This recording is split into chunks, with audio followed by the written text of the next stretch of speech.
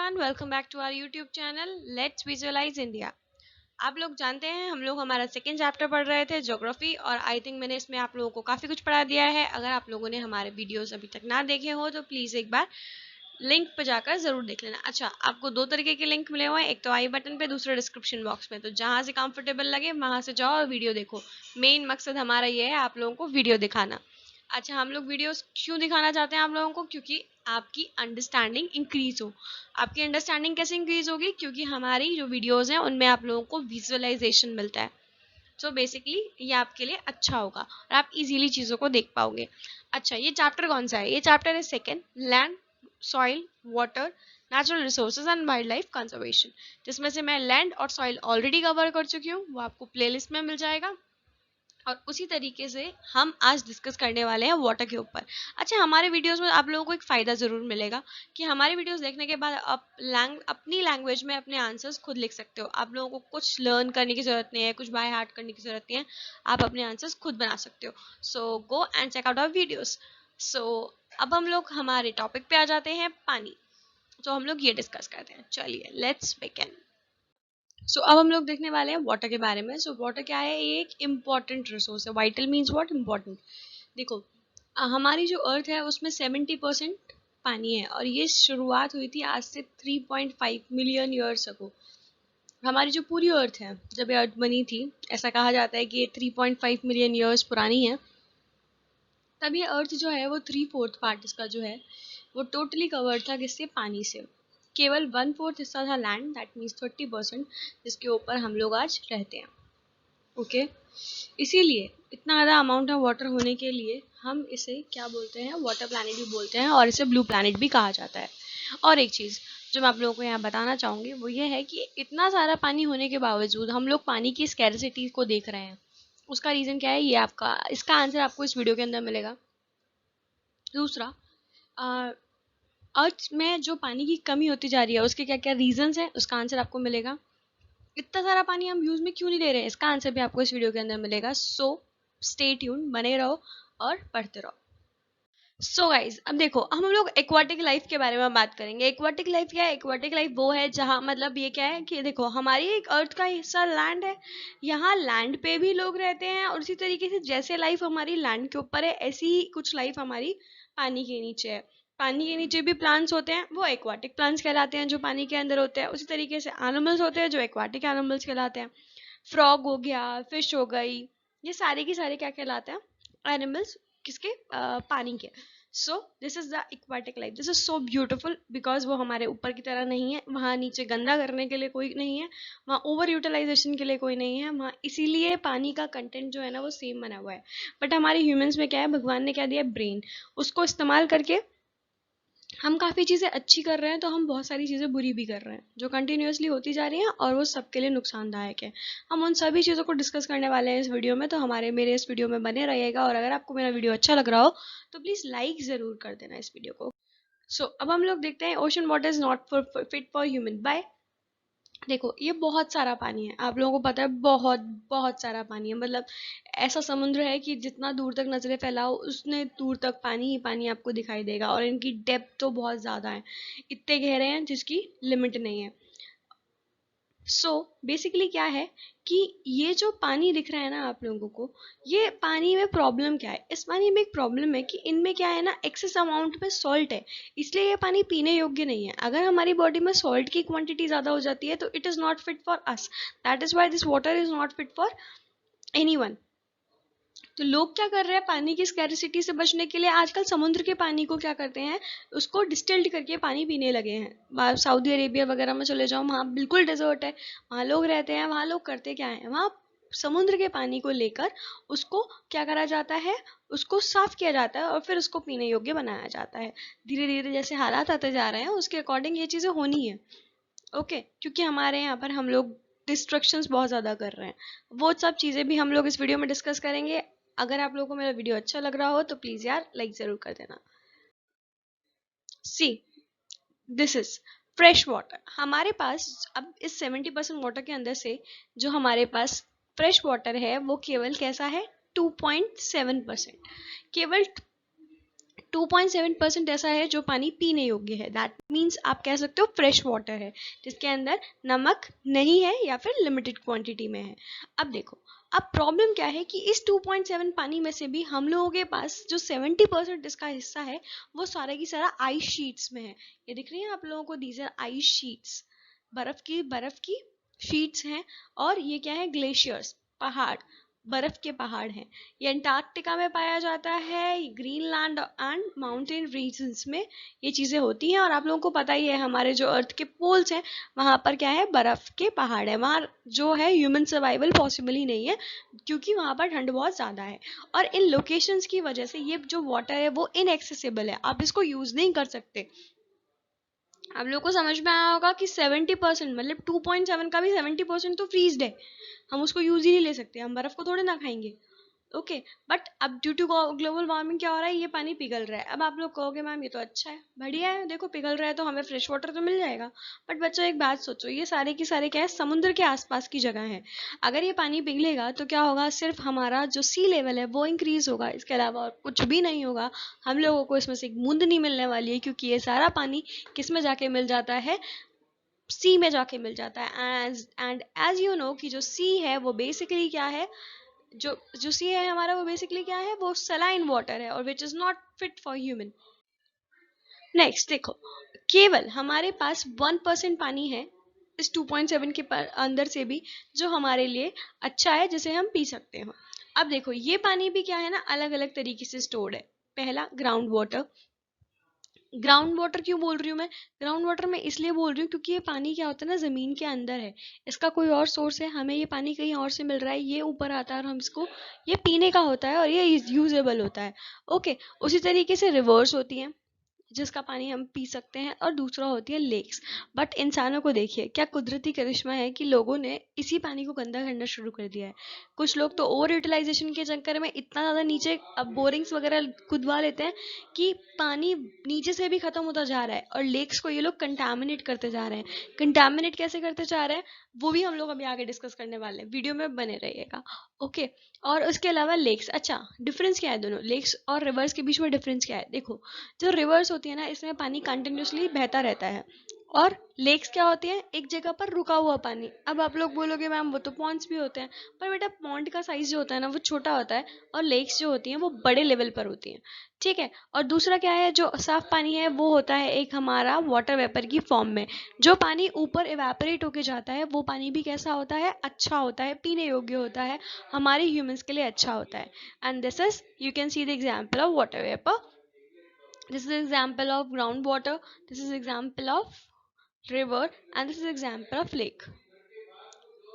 So अब हम लोग देखने वाले हैं वाटर साइकिल। वाटर साइकिल क्या है, बहुत इजी सी चीज है। देखो हम लोग अभी देखते हैं इसको, क्या हो रहा है, ये जो सन है, ये हमारे पास सन है, अभी क्या कर रहा है, वेपराइज कर रहा है पानी को। वेपराइज होने के बाद क्या हो रहा है, ये जो वेपर्स हैं वो ड्रॉपलेट्स की फॉर्म में क्लाउड बना रहे हैं, जिसको हम कंडेंसेशन बोलते हैं। और इस कंडेंसेशन के बाद जब ये पानी जो क्लाउड है हमारा वो ज़्यादा फिल हो जाता है और इस पानी होल्ड नहीं कर पाता, तो क्या होता है, प्रेसिपिटेशन की फॉर्म में, जिस प्रोसेस को प्रेसिपिटेशन बोलते हैं उस फॉर्म में ये पानी वापस नीचे आ जाता है in the form of rain. So basically water cycle के अंदर 3 बेसिक स्टेप्स होते हैं। पहला होता है एवेपोरेशन, दूसरा होता है कंडेंसेशन, एंड तीसरा होता है प्रेसिपिटेशन। तीनों ही बहुत ज़्यादा इंपॉर्टेंट है। देखो एवेपोरेशन क्या है, जब सन जो है वो वाटर को हीट अप करता है और पानी वाटर वेपर की फॉर्म में ऊपर जाने लगता है, इसे हम एवेपोरेशन बोलते हैं। अब जैसे ही पानी ऊपर जाता है ड्रॉपलेट्स की फॉर्म में और वहां जाकर ठंडा हो जाता है, और ठंडा होने के बाद क्या करता है, वो इकट्ठा होकर एक क्लाउड बना लेता है, जिस प्रोसेस को हम बोलते हैं कंडेंसेशन। और ये जो ड्रॉपलेट्स है वो क्लाउड बनाने के बाद क्या करते हैं, आगे फॉरवर्ड मूव करते हैं, और जहां पर उन्हें कुछ सुटेबल कंडीशंस मिलती हैं वो वहां पर क्या हो जाते हैं, फ्री हो जाते हैं, और सारा पानी वहीं पर रेन की फॉर्म में नीचे ला देते हैं। तो वो होता है प्रोसेस हमारा प्रेसिपिटेशन। और बेसिकली ये जो प्रोसेस पूरा वापस से कंटिन्यू होता रहता है, ये साइकिल चलती रहती है चलती रहती है, इसीलिए पानी को रिन्यूएबल सोर्स भी कहा गया है। और यही जो साइकिल है वो क्या कहलाती है, हमारी वाटर साइकिल कहलाती है। आई होप आप लोगों को वाटर साइकिल अच्छे से समझ में आ गई होगी। अगर आ गई हो तो प्लीज लाइक बटन पे क्लिक कर देना। सो अब हम लोग देखेंगे human consume water in the form of drinking, right. देखो पानी पीना बहुत अच्छा होता है, पानी पीने से हमारी बॉडी हाइड्रेटेड रहती है। सो ये लड़का भी पानी पी रहा है। नेक्स्ट, वॉशिंग क्लोथ्स, कपड़े धोने के लिए भी हमें किसकी जरूरत होती है? पानी की जरूरत होती है। एग्रीकल्चर में पानी का एक बहुत ही इंपॉर्टेंट रोल है, वो सब आप लोग जानते हो, हम लोग साइंस में भी पढ़ चुके हैं। सेम चीज़ यहाँ पर है, अगर आप लोगों ने मेरे साइंस के वीडियोस ना देखे हो तो वो भी जाके ज़रूर देख लेना। और नेक्स्ट, इंडस्ट्रीज में आप लोग जो पेप्सी पीते हो उसमें सबसे ज़्यादा जो इम्पोर्टेंट फैक्टर होता है वो वाटर होता है। एटलीस्ट 70% उसके अंदर सिर्फ पानी होता है। सो बेसिकली पानी वहाँ पर बहुत ज़्यादा यूटिलाइज होता है। कुकिंग, कुकिंग के अंदर भी पानी बहुत ज़्यादा इस्तेमाल होता है, वो आप लोग सब जानते हो। दालें बनाना हो गया या फिर सब्जी को वॉश करना हो गया, यहाँ पर हम सब जगह पानी का यूज़ करते हैं। और नहाने में, अच्छा इधर तो मैंने आप लोगों को बता दिया। क्या आप लोगों को कुछ चीज़ें पता है कि जहाँ पर हम लोग पानी को बचा सकते हैं हम वहाँ पर भी नहीं बचाते? हम लोग क्या करते हैं, उसको ओवर यूटिलाइज करते हैं। ओवर यूटिलाइजेशन का मतलब क्या है कि सपोज करो आप लोग ब्रश कर रहे हो, आप लोगों ने ब्रश पेस्ट में लगाया, ब्रश में पानी डाला, बट आपका नल चला हुआ है और वो कंटिन्यूसली चलता जा रहा है। आप आराम से 5 मिनट तक ब्रश करे जा रहे हो। अब सोचो 5 मिनट में आधी बाल्टी भर जाती पानी की। बट आप लोगों के दिमाग में वो चीज़ नहीं आती, बिकॉज आप लोगों को ये चीज़ सिखाई नहीं गई है कि बेसिकली आपको पानी बचाना चाहिए। सो वाटर एक बहुत ज़्यादा इंपॉर्टेंट रिसोर्स है। अगर आप लोग उसको नहीं बचाओगे तो बाद में पानी मिलना बहुत मुश्किल हो जाएगा। मतलब ये है कि सरकार को है ना, मतलब मान के चलो कि हमारे वेल्स, लेक्स, इन सब के पास आर्मी खड़ी करनी पड़ जाएगी कि भैया पानी को आप यूटिलाइज, फालतू में यूटिलाइज नहीं कर सकते। नेक्स्ट अब हम लोग देखेंगे scarcity of water. Scarcity means कमी, पानी की कमी। सो देखो ये हालात है, अभी हमारे पानी नलों में पानी नहीं है। बहुत सारी जगह ऐसी हैं, स्लम एरियाज हो गए या फिर ये मान लो काफ़ी अच्छी सिटीज़ है, अच्छी जगह है, बट वहाँ पर भी पानी की कमी है। रीज़न वही है, हम लोग पेड़ नहीं लगा रहे हैं, पेड़ों को काटे जा रहे हैं, अर्थ वाटर होल्ड नहीं कर पा रही है, अंडरग्राउंड वाटर नहीं बढ़ पा रहा है। अच्छा आप लोगों को एक छोटी सी चीज़ बताती हूँ। देखो रेन, मार्च इस मतलब मौसम में वो सीजनल रेन क्यों होती है, हर वक्त रेन क्यों नहीं होती?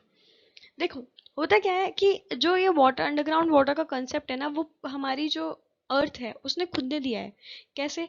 हम लोग क्या करते हैं, पानी हमारे पास ऊपर से नीचे आता है। अब उस ग्राउंड वाटर से क्या होता था, पहले वो पानी ऑटोमेटिकली रिचार्ज हो जाता था क्योंकि हर साल बारिश आती थी। ग्राउंड वाटर रिचार्ज होने की वजह से हम लोग इजीली पानी साल भर यूज करते थे। अब यहाँ एग्जाम्पल देख लो, देखो ये पूरा एक डैम था, यहाँ से पहले इलेक्ट्रिसिटी बनाई जाती थी, सारे काम होते थे। अब इसकी हालत देखो, ये क्या है, पूरा की पूरा सूख गया है। This is the perfect example of drought as well. सब का सारा पानी इस्तेमाल कर लिए हैं, कुछ नहीं छोड़े हैं, और अब क्या है, अब रो रहे हैं पानी नहीं है, पानी नहीं है, पानी नहीं है। तो ऐसे कंटेनर्स लगा लगा के लाइन में खुद चले जाते हैं, पानी मिलेगा मिलेगा। अब पानी मिल ही नहीं रहा। समझ रहे हो? तो पानी कितना जरूरी है। आ रहा होगी समझ में चीजें, देखो कितनी बुरी होती जा रही है। आप लोग बिलीव नहीं करोगे, लोग बाग है ना पानी के लिए एक दूसरे को मारते भी हैं कि भाई मुझे पानी भरना है, मुझे पानी भरना है। इसके चक्कर में लड़ाइयाँ होती हैं। ये लोग, आप लोग इन चीज़ों को न्यूज़पेपर में आराम से पढ़ सकते हो। सो अब देखो, अब क्या है यहाँ पर, ओवर एक्सप्लॉइटेशन। देखो यहाँ पर क्या है, आपका क्या चल रहा है, शावर चल रहा है, ठीक है, यहाँ पर नल खुला हुआ है, बेसिकली ये पानी बहता जा रहा है। यही होता है ना ब्रश करते टाइम पर हम लोगों के साथ, कि हम लोग ब्रश कर रहे होते हैं और ये पानी मजे से फैल रहा होता है। बट देखो मैं आप लोगों को वही चीज़ बता रही हूँ, आप लोग इस चीज़ को समझो कि ये जो है ना, शावर्स हो गए, अच्छे अच्छे हैंडल्स हो गए और अच्छे डिज़ाइंस हो गए, बेसिकली क्या होता है, कंपनीज को अपनी चीज़ों को बेचने का एक तरीका होता है कि वो आपके मन को अपने कंट्रोल में कर कर वो आपको मजबूर कर दें कि आप उनके प्रोडक्ट को जाओ और लो। बहुत अच्छा एग्जांपल दूंगी, देखो फेयर एंड लवली है ना, काफ़ी सालों से, 20 सालों से कम है ना, वो यहीं पर है और आज तक उससे एक आदमी गोरा नहीं हुआ। ऐसा कोई नहीं है जो आके कह दे कि भैया मैंने फेयर एंड लवली लगाई थी और आज मैं गोरा हो गया, लेकिन फिर भी वो 20 साल से टिकी हुई है। क्यों? क्योंकि जो उसका एड है ना, वो इतना ज़्यादा अट्रैक्टिव है, इतना ज़्यादा अट्रैक्टिव है कि लोग उसको खरीदते हैं, लगाते हैं, यूज़ करते हैं, चाहे कुछ हो चाहे ना हो, उनको बस ये लगता है फेयर एंड लवली लगा लिया हम गोरे हो गए। उसी तरीके से ये शावर है। शावर का आप क्या है ना, अलग अलग मॉडल्स बना के, डिज़ाइन बना के, आप खुद सोचो जिस शावर में जितना आप पैसा वेस्ट कर रहे हो, जितना पानी आप वेस्ट कर रहे हो, उसको आप किसी और चीज़ में यूज़ में ले सकते हो। आप किसी पेड़ को उससे ग्रो कर सकते हो, आप उससे अपने लिए घर में सब्जियां लगा सकते हो, कुछ मेडिसिनल प्लांट लगा सकते हो, कोई दिक्कत नहीं है। So basically this is the first point of our कि ये है ओवर एक्सप्लॉइटेशन। दूसरा क्या है, राइजिंग पॉपुलेशन। जैसे हमारी पॉपुलेशन बढ़ती जा रही है उसके लिए देखो हमें क्या है, अभी मैंने आप लोगों को बताया था पानी हमारी बॉडी की एक बेसिक नीड है। अगर पानी नहीं होगा तो क्या होगा कि जो हमारी बॉडी है वो उसकी नीड रखती है बेसिकली। अगर पानी हमारी बॉडी में नहीं जाएगा तो हम लोग जी नहीं सकते ज़्यादा टाइम तक। एक बार हम लोग खाना खाए बिना 3-4 दिन रह सकते हैं, बट पानी पिए बिना हम 3-4 दिन नहीं रह सकते। रीज़न क्या है, वाटर, जो हमारी बॉडी है वो खुद 70% वाटर से बनी हुई है। हमारा हर एक सेल जिसको पानी की रिक्वायरमेंट होती है ग्रो करने के लिए। लेकिन पता है अभी क्या हो रहा है, काफ़ी सारी जगहों पर ऐसी हालात हैं कि लोगों को मिट्टी का पानी पीना पड़ रहा है, काला पानी पीना पड़ रहा है। आप लोग कभी सर्च करोगे ना गूगल पे तो आप लोगों को समझ में आएगा कि पानी की स्थिति कितनी ज़्यादा ख़राब है। और पानी है ना किसी अमीर गरीब को नहीं देखता कि अमीर के पास है तो मिल जाएगा। बहुत सारे ऐसे लोग भी हैं जो आज की डेट में काफ़ी अच्छी पोजीशन पर हैं बट फिर भी वाटर स्कैरिसिटी से जूझ रहे हैं। आप लोगों को कि आप लोग हमारे यूथ हो, आप लोगों को डिसाइड करना है कि अब आप लोगों को करना क्या है। आप लोगों को पानी बचाना है या पानी वेस्ट करना है। नेक्स्ट है क्लाइमेटिक कंडीशन। क्लाइमेटिक कंडीशन जो है वो फ़र्क डालती है। उसी तरीके से वेस्टेज ऑफ वाटर, मैं आप लोगों को दिखा रही हूँ, दिख रहा होगा एक पिक्चर में कि कितना वेस्ट हो रहा है पानी। वाटर पोल्यूशन, एक्चुअली पता है आप लोग बिलीव नहीं करोगे, मेरे को तो उन चीज़ों पे भी काफ़ी कभी कभार गुस्सा आ जाता है कि मतलब मैं पिक्चर्स में देखती हूँ कि लोग सिर्फ कुछ चीज़ों को पूरा करने के लिए पानी वहाँ वेस्ट कर रहे होते हैं। और आप लोग जानते हो एक शॉट कभी एक शॉट में पूरा नहीं होता, उसको करने में उसको रीटेक्स होते हैं उसके पीछे काफ़ी सारे, तब जाके एक परफेक्ट शॉट निकल कर आता है।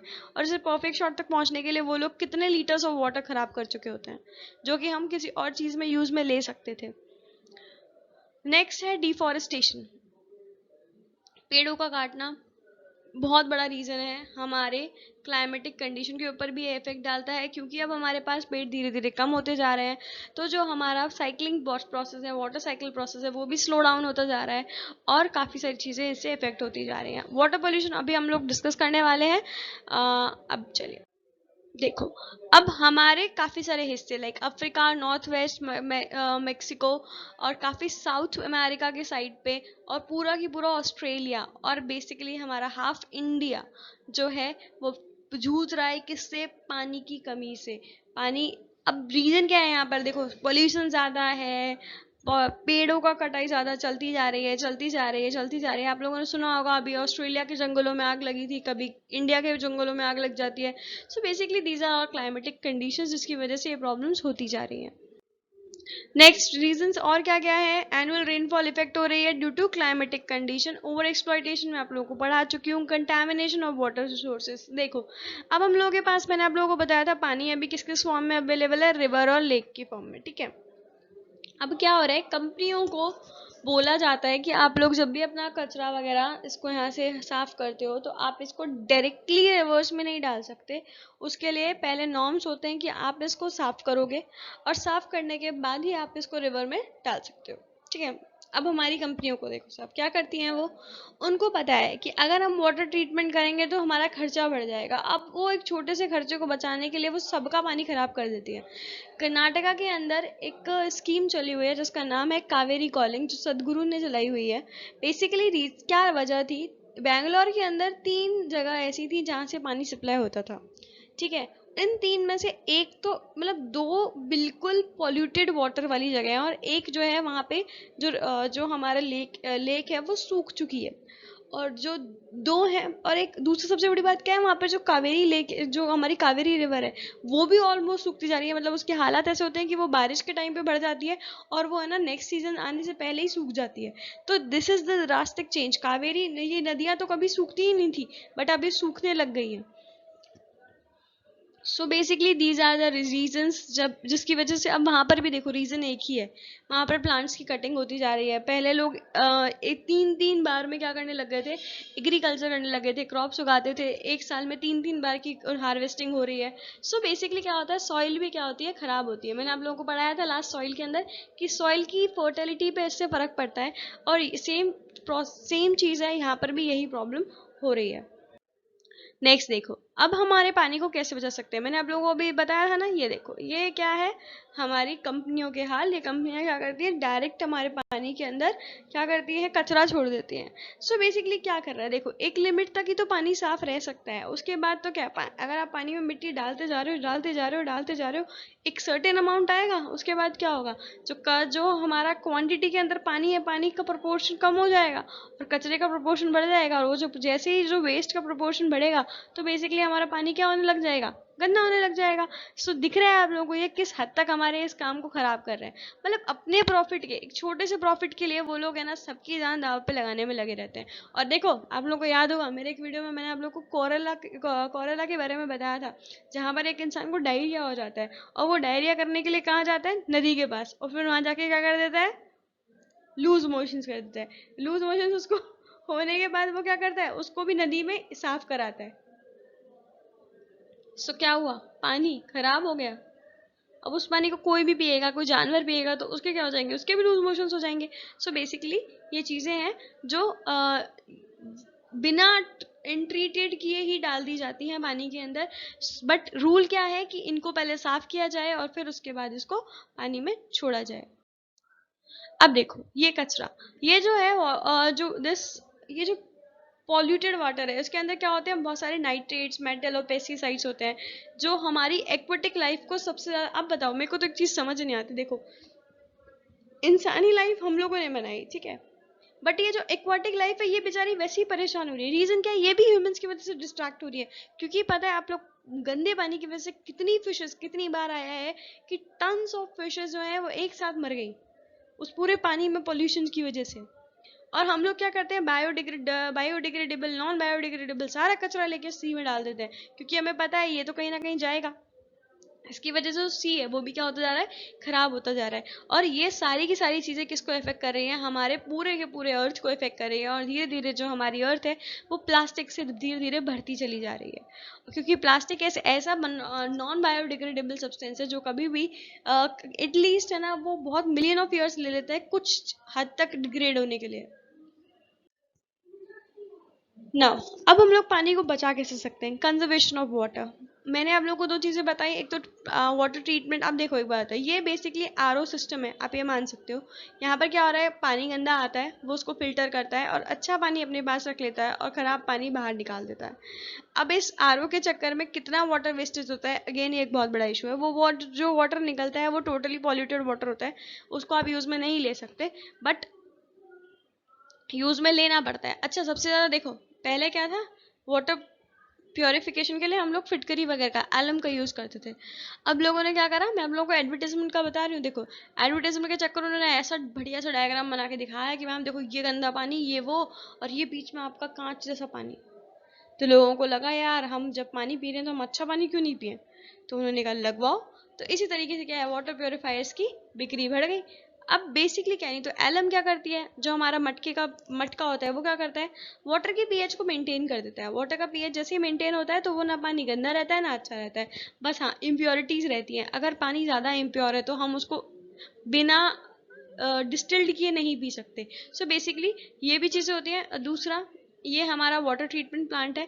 अब हम लोग एग्रीकल्चर में क्या है, स्प्रिंकल्स का यूज कर सकते हैं। अगर हम लोग क्या करते हैं ना, डायरेक्टली पानी ज्यादा छोड़ देते हैं तो उसकी वजह से हमारे प्लांट्स भी खराब हो जाते हैं, तो उसके लिए स्प्रिंकल सिस्टम का यूज कर सकते हैं। ये क्या है हमारा रेन वाटर हार्वेस्टिंग। यहाँ पर क्या होता है, हम छतों पे ऐसे स्लोप्स बनाते हैं जो सीधा पानी कहाँ कलेक्ट करता है, एक टैंक के अंदर कलेक्ट कर देता है। इससे क्या होता है, जो रेन वाटर है वो भी हम स्टोर करके रख सकते हैं। और लास्ट है हमारे पास सीलिंग। जो सीलिंग है वो बेसिकली क्या है, देखो ये इसको हम बोलते हैं वाटर स्पीकेज। वाटर स्पीकेज क्या है, ये इस तरीके की सीलिंग, ये वाटर को बर्बाद करती है, पानी को खराब करती है। क्योंकि ये जो पानी नीचे गिर रहा है बेसिकली ये किसी काम का नहीं है, ठीक है। तो ये चीजें हमें ध्यान में रखनी चाहिए और इससे पानी को हम साफ करके आगे फर्दर यूज में ले सकते हैं। और भी काफी सारे मेजर्स चल रहे हैं जिनकी वजह से, अब देखो आप लोगों को एक बहुत बढ़िया चीज बताती हूँ, लॉकडाउन के ड्यूरेशन में कोई पोल्यूशन नहीं हुआ, कोई फैक्ट्री नहीं चली। तो इसकी वजह से क्या इम्पैक्ट पड़ा कि जो मछलियाँ हैं ना कभी दिखाई नहीं देती थी ना, वो आने लग गई हैं, तटों पर आने लग गए हैं। हम लोग ग्रीनरी देख पा रहे हैं, ऑटोमेटिकली पेड़ जो है वो इंक्रीज हो रहा है, क्योंकि सब कुछ बंद हो गया था 2-3 महीने के लिए। सो ये जो चीज़ें हैं वो ऑटोमेटिकली ग्रो करती हैं और अपने आप को रिन्यू करती हैं। सो हम लोगों को भी ये कोशिश करनी चाहिए कि हम अर्थ को ज़्यादा नुकसान ना पहुँचाएं। So thank you guys for watching this video. I hope you like my video. If you like my video, please hit the like button. और अगर कोई डाउट है तो प्लीज़ मुझे कमेंट सेक्शन में पूछ लेना। और अगर आप लोगों ने हमारे पुराने वीडियोस ना देखे हो तो प्लीज़ एक बार जाके पुराने वीडियो ज़रूर देख लेना। आपका ये चैप्टर आई गारंटी प्रॉपर्ली ख़त्म हो जाएगा, कोई डाउट नहीं बचेगा। और फिर भी आप लोगों को डाउट आता है तो प्लीज़ आप कमेंट सेक्शन में पूछ लेना। और इसके बाद है ना, मैं आप लोगों को गारंटी देती हूँ कि आप लोग अपने आंसर्स खुद लिख पाओगे, क्योंकि आप लोगों के दिमाग में काफ़ी सारी चीज़ें बैठ गई होंगी। आई होप आप मुझसे कोरिलेट कर पा रहे होंगे। सो अब हम लोग नेक्स्ट वीडियो में मिलते हैं गाइस। Thank you, bye.